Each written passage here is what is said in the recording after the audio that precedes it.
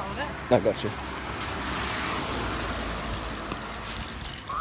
We've got 3 bikes, 1, 2, 3. Trek Specialized Reed, 1 lock. Unity. In Unity we become. We on? Action. Alright, so we have... Is it recording? Yeah. Thanks, son.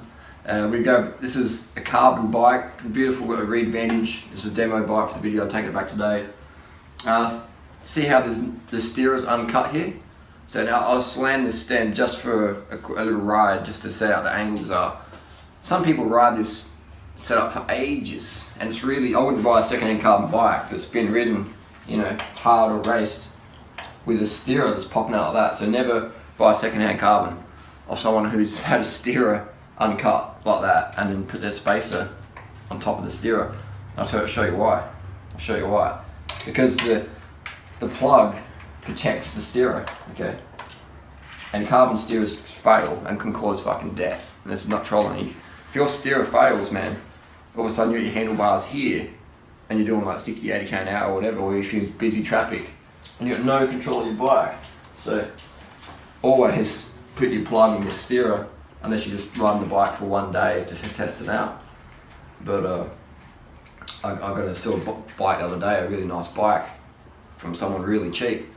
But I know they're a really fit person and they haven't, you know, put their plug under the steerer.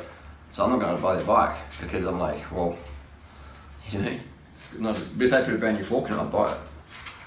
So with this plug, we can't really see it, but if you get a little close up here, you can see this little thing here goes deep down.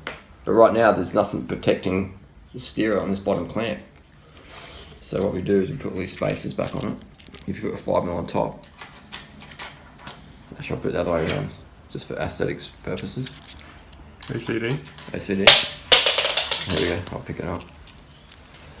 Pick it up like I picked up your mum. And then On Tinder. on Tinder, put the stem down there.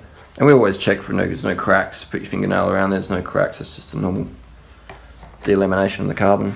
And then when you put your thing on, you sort of like wiggle it on there so you're not scratching the steerer. You always put a 5mm spacer on top. And we use a torque wrench to do it up, but that's how it should be, you know. So if you're going to run a slam steerer, you have to cut your steerer.